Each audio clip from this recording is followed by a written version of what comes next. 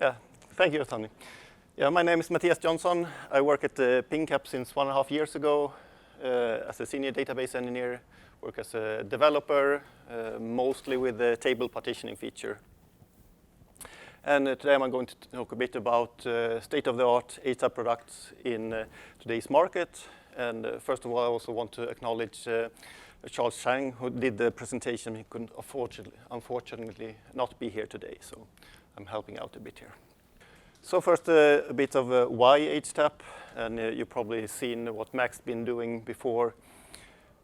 The traditional way has been to separate the transactional processing with the analytic processing, so it's completely separated, so you need to have ETL systems in between and sometimes even reverse ETL for getting things back into the transactional workload.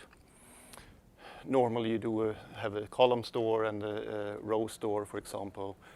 With HTAP, you actually bridge the whole gap in between and have everything in a single system.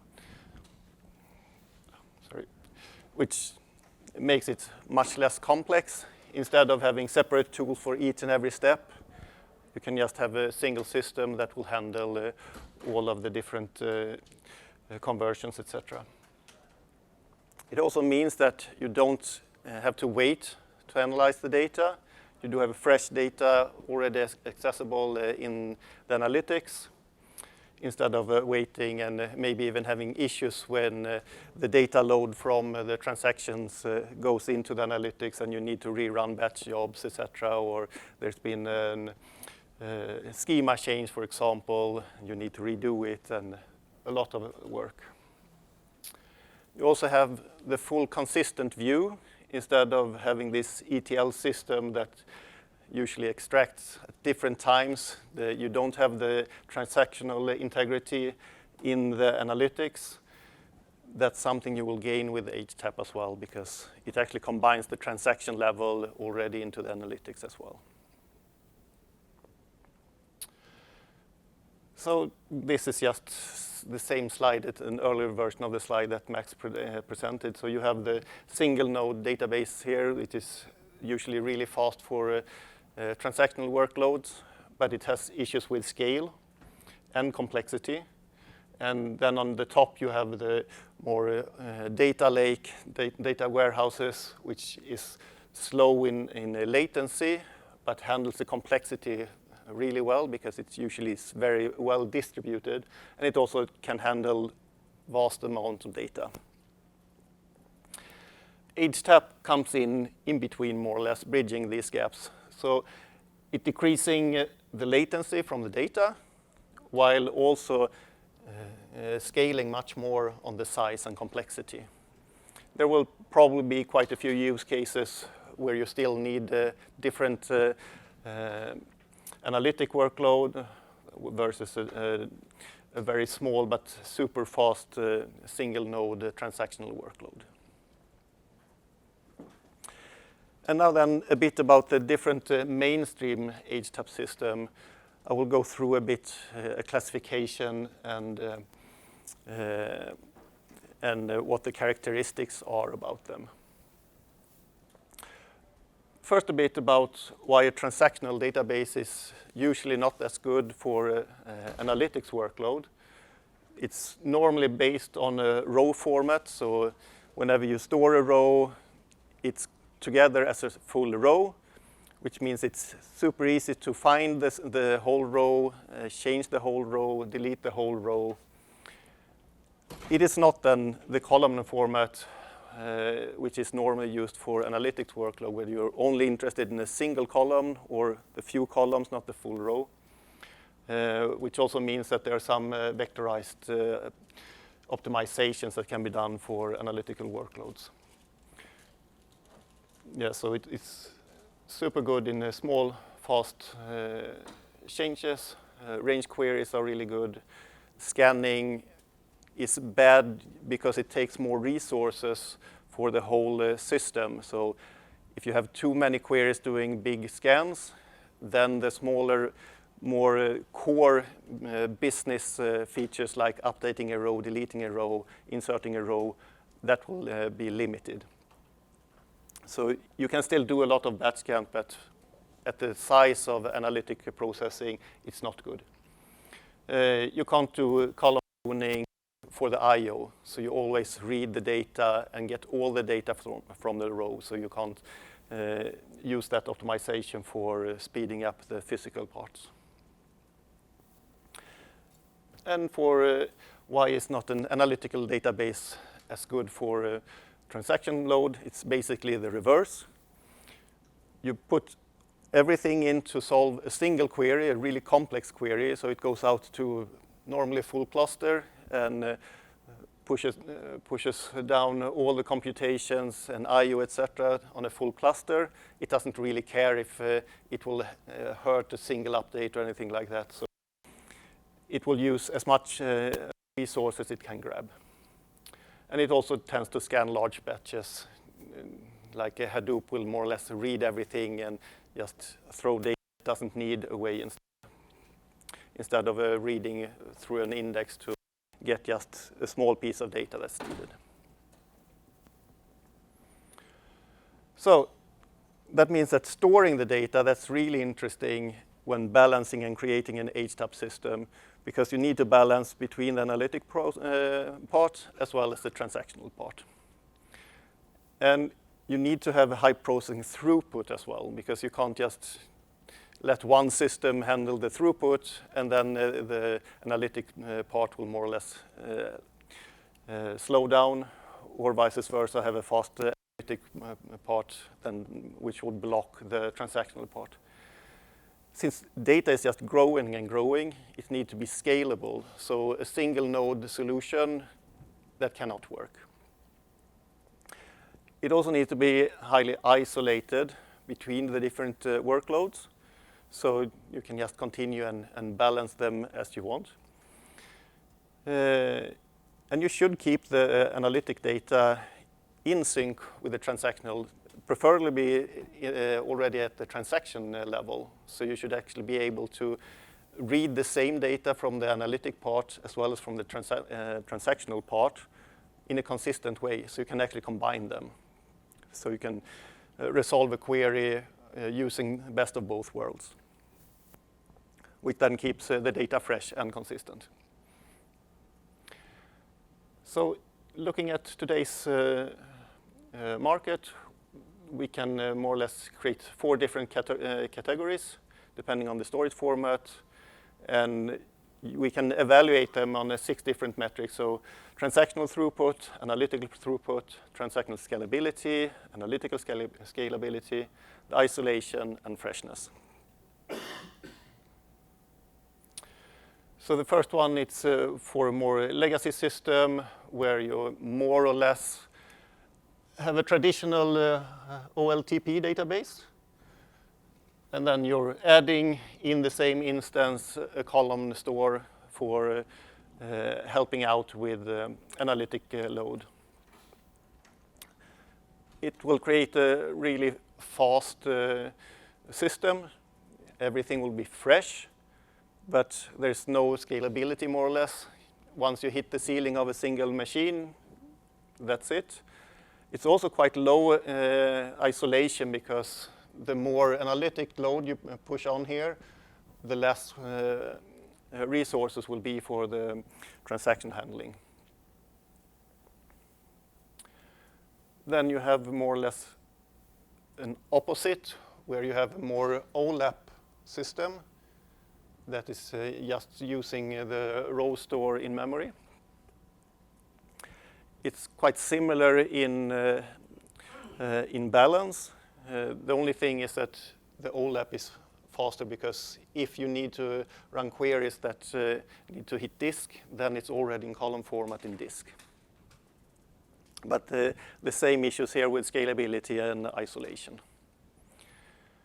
So one thing to do then to increase the isolation, and for some part of the scalability in the analytic load, it's to create a cluster for the analytic part. Here's an example of a memory cluster.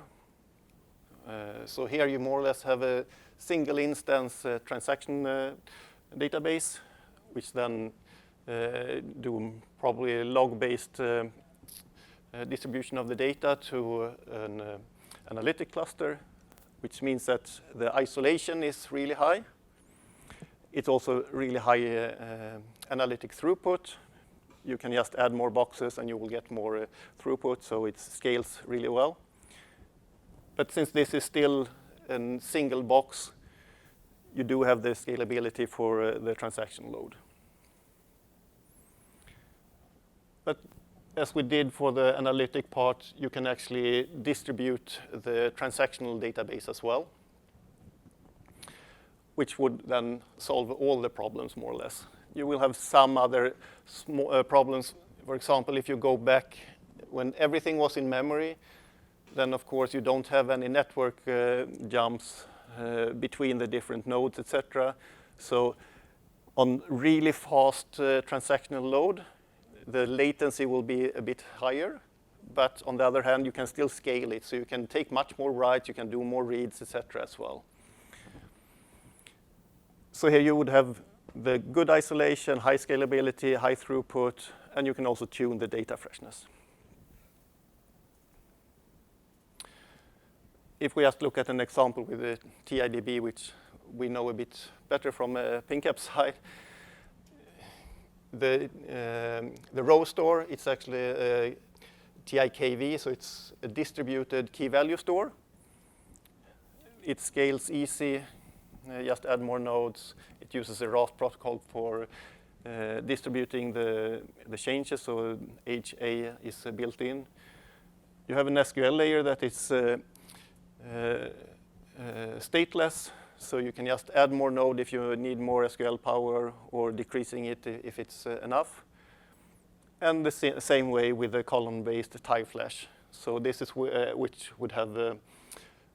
stores the analytical data. And then, of course, you can actually use the optimizer here to combine the data from both parts. I will probably come back to that. Analyzing a few different systems from today, you do have the primary row and in-memory column, Oracle dual format, SQL Server, DB2, BLU. They're really fast for the throughput. Scalability for transactional, it's medium, and for analytics, it's low. There's basically no isolation, and the freshness it's online, it's always high. If you then move more towards a column store, but in-memory row, a SAP HANA Hyper, then the transaction throughput is a bit lower. The scalability is even lower, but then, of course, the analytical one is higher. There's almost no isolation. The data freshness is really high. And then we can distribute the column, like MySQL HeatWave or Oracle RAC. Then the throughput is medium, scalability is medium, because you're still bound to a single box. But of course, the analytical parts is high, and the isolation is high, and the data freshness is also fairly good. And then you can move to a fully distributed system, which more or less is a bit limited on the AP throughput. It depends a bit how you're designing the log-based throughput. So what's then the challenges in building an HTAP system? Well, first we need to see what is actually needed. So of course we do want the high performance analytical ones without sacrificing anything from the transactional part. And as we've seen before, there's two existing approaches, more or less. You combine it in a single machine, or you're distributing it. When you're distributing it, you're usually using log scanning for distributing the write-ahead log or something like that, which is what TiDB does. TiDB also has the multi-processing, the multi-parallel processing system that makes each TiFlash node work independently and together. I think there will be a bit more talk about that later. The optimizer plays a big role, and it can actually connect within the same query data from both TiKV and TiFlash, depending on the query. Let's see, yeah. Probably a bit too quick. Yeah? No, it's okay. I have plenty of time. How does the optimizer or the compiler knows whether just looking at the query or the shape of the query, Yeah. that is a TP query or an AP query? So it breaks it down to a logical plan first, and then when it tries to assess which physical plans will be the best, it uses a fairly standard cost-based estimation. So then it will see what's the cost for retrieving the data from TiKV versus retrieving the data from TiFlash. So if it's a single column and possibly even with aggregation over a single column, then most likely the cost of retrieving that would be lower from TiFlash, so the AP nodes, versus the TiKV, which is row-based.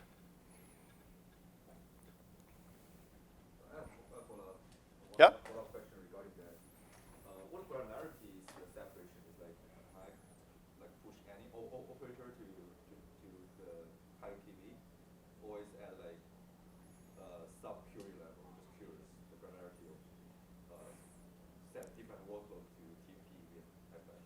So it goes all the way down to actually fetching the data. So it's not taking pieces of the query. It resolves the whole query, regardless which kind of query it is. And then when it actually will extract the data or send it's actually called a call processor call into either TiFlash or TiKV. It will check which is the cheapest one to do. Yeah, you? Yeah. So if it's at operator level, just one follow-up, let's say, at a join, the left-hand side is basically a filter, right? So ideally that should utilize index and go to TiKV. And the right-hand side is basically like scanning. So it's a scan should go to TiFlash. But where does the join happen? So in that case, a join happen at TiDB. Okay, that's it. Cool. Thanks for that. So for the cost-based optimizer, how do you keep up with the statistics? So it's a background job that does the statistics normally. And it can also be triggered by big data changes. Of course, you can run an... Maintain stats on the row store side as well as on the column store side. I think it's actually only... Yeah. Which side? We don't differentiate whether it's a column store stat or row store stat, just a stat. So it can like a table stats, column stats, something like that. So we don't differentiate whether it's a column or... Yeah. Since it's the same data, it's just stored in different formats, so the statistic will be the same. Okay, so if it's a background process, how can you make sure the stats is up to date? Right? If it's transactional or, let's say... So it's an estimation of for the statistics, right? So it's not exact. So it can be stale. Yes. Actually, we do have auto collection of the stats. We call it auto stat. So basically, we can have like a threshold. If the date changes, set past the threshold, we count all the stats. So it's tunable. Can I assume that you also do the stat collection incrementally? Yes. So I'll just introduce Yu. He's the optimizer. Yeah. Okay. Hi guys. It is also true that like fresh stats are not really like must to have to get good plans too, right? Yes. You can have sales stats and some systems actually when you get good plans, execution plans, given whatever state stats are in, they love the start. They stop the start collection because they are happy with the plans. Yeah, they can keep going. Yeah, exactly. So right. Yeah, we can tell all the stats. Right. Okay, thank you. And yeah, this is a TPCH. It's a 22 different queries in this benchmark. It's just to show that the analytic load for TiDB works fairly well compared to Greenplum and Apache Spark. And then also note that this is TiDB 5.4, so it's an older version. when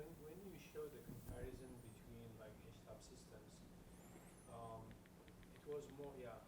There was no latency there. It was mostly. The latency is more or less in the data freshness between the transactional to the analytic part. About the latency you are showing in the chart. Yeah, it's really latency is the response time, right? It's not. it actually, you can more or less see it as both for the latency for a single query as well as the freshness of the data. Because but I would go more for the freshness actually, because normally the more separated they are, the less fresh is the data when you transport it from the transactional to the analytical part. Okay. Because I here there are 2 columns for throughput. There was nothing about latency for AP and TP, and I don't see the impact of. Yeah, so I can more or less recommend go in and look at this paper. Sure. You have a lot of details there. So this is just based on that one. You had a question as well, yeah? You have benchmark on like the update cost. You have to update both, right? Yeah, so more resource usage for the update or? Or like resource compared with like other system and such. I don't think we have a public benchmark for resource usage between other systems or latency. I think I probably recommend to the next talk in this session. We're going to cover the paper from the UW Medicine. In that paper, they compared different things like latency, freshness, and kind of things of each HTAP system. All right, so that's Sam's talk, I think at 5 o'clock? No, 5:10, yeah. Sorry. 5, 10 past 5, I think that's in this room, that the talk is about benchmarking and stuff like that. Another check. There's another talk at the end, which is what he's referring to. The last talk, I think. Yeah, sure. Thank you. I mean, before that, I mean, can you show the graph? This is for TPCH. You mean the really, TPCH. this one or? This one, the TPCH numbers. The latency for TPCH numbers. Yeah. The one before. Yeah. Yeah, This one. So we are talking about TiDB HTAP systems. Yes. But this is like more analytical. Yeah. So that's what I'm saying. So the TPCH, that's an analytical workload, right? It is 22 standardized queries. That's mostly analytics. My question is, I would love to see the HTAP in action, the numbers for HTAP, let's say, benchmark using the TiDB or you see what I mean? Just to see how well it performs. It's the same talk that Sam, he has that, with more detail and so. Yeah. So this is more a generic.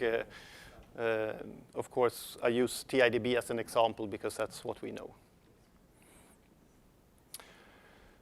So a bit back to what is needed for a good HTAP system, the scalability, of course, because data sets is just growing and growing, right? So it's only in the startup phase, more or less, you can actually manage with a single machine, unless you just have a very, very much data but very little load.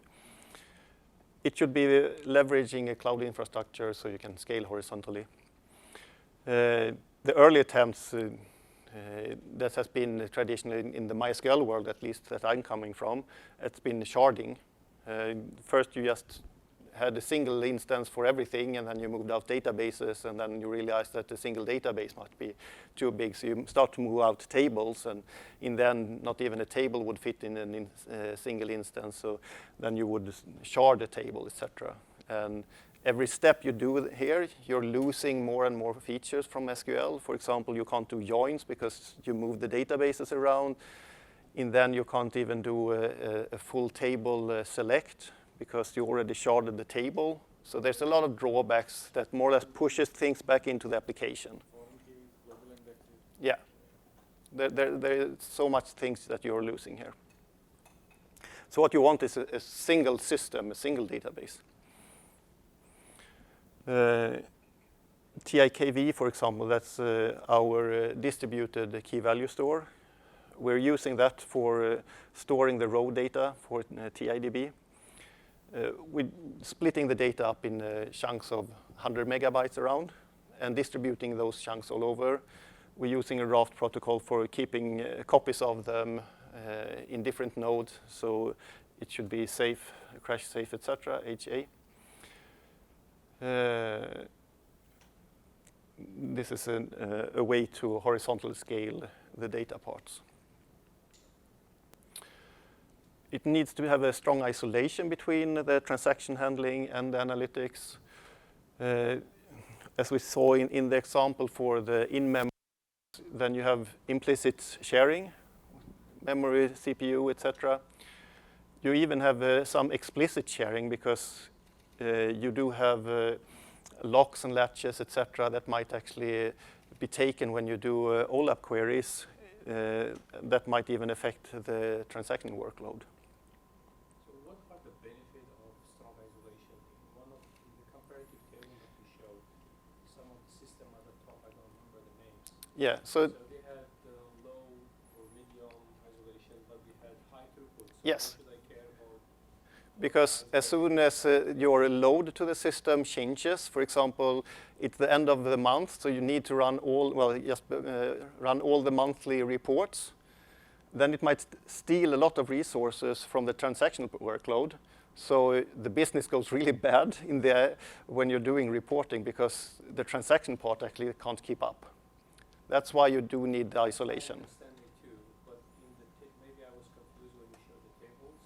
When you have AP throughput and the AT transactional throughput, and then one of the system at the top with low or medium isolation. Yes. We have high in both columns. Yeah, because if you run it in a single machine, then you don't go over the network since it's not distributed, right? Then you have really high throughput within that machine. But since it still is a single machine, you have low isolation.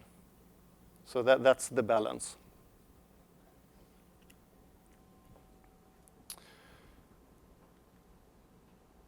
And just going back to the resource sharing, there's no sharing of data or resources between TiKV and TiFlash, so the transaction and the analytic. The only thing that it does is that it uses a multi-raft, so each data region is its own raft group. That's how it's synchronizing the data and asynchronously. Continuing the same line of reasoning, is it possible to designate certain nodes for certain TiFlash nodes to production use and certain to ad hoc queries, so ad hoc queries can drag down the production analytical queries on TiFlash? Answer is yes. Somebody else asked the question, so the answer I got from Marvin is yes. The answer also, the guy said that you can even push the other way back from a node that you. Oh, you mean like if you have excess capacity? Yeah, so you could do something like a filter, and the filter could get a subset of the rows, you make some changes, you can actually push them back if you want. You can do both way back. That's what I'm saying. So you can have what you want and you get extra. You can actually push back some of the changes. Changes to what? I'm not Back to production, in case there's something you need to fix or something. You need to update some data, you can get a subset of the data, fix it, and then you can push the change back. So the data is stored in two places, right? Yes. TiKV for operational data, TiFlash for analytical data. To the end user is just one table, right? Yes, I will come back to that actually. So I do have more slides. So yeah, a bit of freshness. I think we can skip this. But how to sync it is quite important. If it's an all memory, yeah, then there's a bit different things. The traditional databases are using that. For log-based merging, that's when you're just shipping the write-ahead log more or less to the analytic part. It's more or less the same when you're retrieving the log, so I will not go too deep in this. this is a bit more interesting, actually, coming back to your question, because here is the Raft leader, so it's a TIKV. This is a row store, which is using Raft for distributing the changes to TiFlash. And let's see that we have a transaction here that first writes and then want to read the same data within the same transaction. Here it starts the Raft leader, and it has index 4, let's say, which is then in progress here. When reading, then it will actually wait until it's updated to index 4 here, because it's a synchronous replication within the Raft. It also has the MVCC data, which also comes in here, which means that it can actually consistently read the data even if it's in the TiFlash for the analytical load. So it's fully transactional also in the analytic parts. Must all data exist in both TiKV and TiFlash? No, it needs to exist in TiKV. It needs to arrive there? Yes, so that's the main storage. But then you, on per table, you configure it should be in TiFlash or not, and how many copies in TiFlash. I see. So how does TiDB handle something like just observability data, which is something you'd never want to do transactions on? Does it flow through TiKV and then? Yes. And can you configure it so you keep it so it's effectively just ingest, but you're not storing data? No, not right now. Not right now. Okay. All right. Thank you. Yeah. What was the storage format on TiFlash? It's a Parquet-like, right? It's not Parquet directly. It's. If it's a Parquet, how can you show like one transaction is probably Parquet? So you do have the version in the row, in the data. Okay. So that's how you can filter it out as well.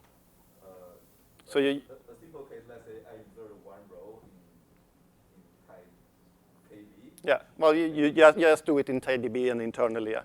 Okay. It comes there. Yeah. And like how does it map? Because I cannot store like one Parquet file per row, right? That seems very expensive. So I actually don't know the deep storage of this, so I need to come back on that one in that case. I'm not sure if you know that, or anyone here. Wink. Yes. Your question is what the format of TiDB? Yeah, I'm just curious about what format is the TiFlash stored on, because if you like one row per column. No. It's a column-based store with a delta tree and then a compact stable part as well. So you have like the short-term ingestion part, which is the delta changes from the stable part and then batched down to the more stable parts. Okay. Both TiKV and TiFlash, those run column store are divided into a small unit called a region. So we keep the region same. For example, we can insert a row to the region one in TiKV, and the follower on Raft. We know that for that region on TiFlash, we can need to update. Okay. Just to clarify very quick. So it's not. Can we take that afterwards? I have 5 minutes left. I would like just to finish the slides, and we have more time. Okay, I just want to say, if you talk about like storage, that sounds like their storage engine is not purely Parquet. It's not Parquet. It's not No, I think it's closer to closer to what ClickHouse have done, because it's partly based on that. Then that makes sense. Like, Yeah. you're not store Parquet. So another part that we already touched upon is also the query optimization, right? So that's normally what's really. It's been a long time for transactional handling, right? For doing query optimization in SQL. For the analytics, it's even bigger, right? And then combining this, it makes it quite hard to get right. So this is something we are just in the beginning of, really, to have a really good optimizer for this. So there's other things for column selection, for example, for having a good query optimization. This is where we actually already support it. So we have a hybrid row and column scan. So in the same query, we can do both data extraction from the column store and the row store. There's other things. There's a few solutions that even have GPU acceleration for column stores, etc. We can just go through this a bit. This is just an explain of a query where it shows that here you have the MPP from TiFlash, and then you have the coprocessor for TiKV. So within the same query, it actually extracts the data from the different nodes. And here it even has some processing when it comes to hash join as an MPP, etc. That's very interesting, actually. The name of the operators in the execution plans, they are agnostic. And then the other column tells you it's stored to other tools, other systems, they name the operator if you're doing scan against TKV. They name the, scan. Yeah, so the explain is normally heavily connected to the real implementation, so you can normally not just compare the explain output from different database vendors directly. They have similarities, but it's not the same. Yeah, one can have a bit of adaptive resource scheduling as well, more to read in that paper. The slides will be available as well. And there's a lot work going on in doing more benchmark for HTAP. That's also quite early.